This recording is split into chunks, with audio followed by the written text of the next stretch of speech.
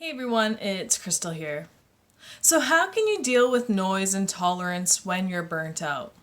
And sometimes when we're in a chronic state of unwellness, when we have chronic issues where our stress is always at a heightened level, that we are suffering from high levels of anxiety or other circumstances, this can really lead to some health problems, and our body expresses what goes through our mind. So, knowing that, if the thoughts that you're having and your mind is in a state where you're distressed, you're feeling these certain modalities like anxiety, perhaps depression, frustration, anger, whatever that may be, maybe this is trying to tell you something which is being expressed with your body. So sometimes these modalities can show up in a physical state before we even realize that they're connected in some way, shape, or form. So in this circumstance, for instance, the individual or people can suffer from hearing sensations that may cause some pain or may heighten their awareness of sounds around them. And it can cause a lot of frustration. It can cause them to feel even more anxious. And this is all related to some deeper issues that are occurring within your mind. And so when I started on my journey, I wasn't very familiar with how everything worked and how they all played intricate parts with each other. But through a lot of diversity with learning, talking with people, doing my own research, being my own doctor, I really found some answers that really helped me learn about why I had some modalities, learn about how to manage them, and also learned how to heal them so I didn't have to suffer anymore. So I didn't have to age and feel like I was getting one issue after another, so I could age gracefully and also live a good quality of life where my body is able to hold me up, my body is able to withstand time and life, and that my body was giving me back exactly what I needed in order to be able to do the things I wanted to do in life and to live the life I wanted. So this is something that I really had to learn about. I really had to take initiative and take the responsibility and learn a whole lot more. So it really requires sometimes multiple parts of therapy, multiple facets of therapy to be able to get all around healing. And everything plays an intricate role in your healing. But it really does start in your mind and the thoughts that you have, the beliefs you have, the thinking patterns you have, and the habits that you have. So all plays a role in how your outer world is shaped because your inner world is pretty much following the script that you've had for this amount of time.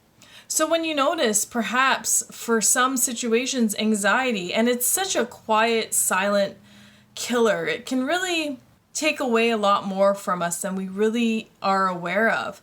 And it does show up in quite a few different physical modalities, like perhaps headaches or body aches, body pains, even your stress response with your whole nervous system, where you start sweating and perhaps feel like racing feelings or jitters in your body. So it can really show up differently for everyone. And it's about taking some particular action on your part to really figure out what's going on by doing your research. And don't settle for the first opinion that you get.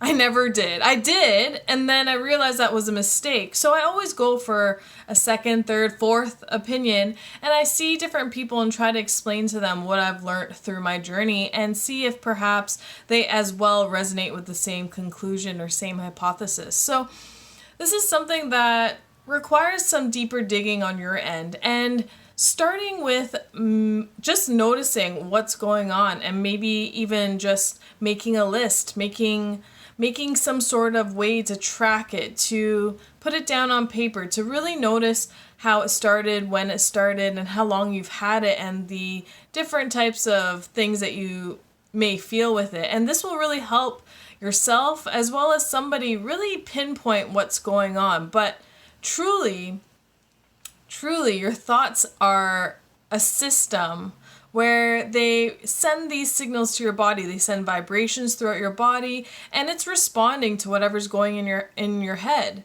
And your head doesn't know, your mind doesn't know if it's right or wrong, true or false, good or bad, negative or positive. It just lets whatever you say in.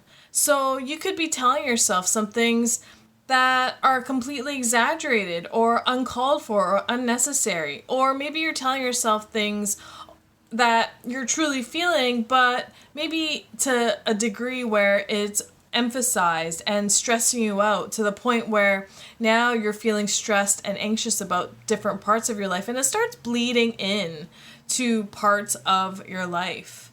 So when you're noticing you're experiencing some of these modalities, some of these issues with your body, and it always starts it could start off as a very minor issue and really blow into something even more major, maybe even more chronic, maybe things start adding to it. Like, it can really get out of control.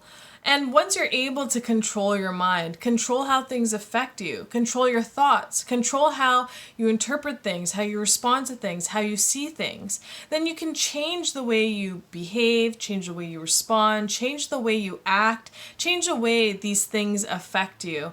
And more so, then you'll notice that the way your body feels overall is completely different. But because we're raised in this type of societal system where we don't really tune into our bodies, we don't really think about the mind-body connection, we don't really give credit to the capabilities that our body has, we may not be aware that this could be a possibility. And so that's what I'm here to share with you, to bring forward, to educate, to share, that this is something that is a serious consideration that you can take away with you, you can learn from, and really dive deep into your own subconscious mind, where your emotions, your habits, your thoughts, your feelings, everything is stored there, the way you operate, your blueprint.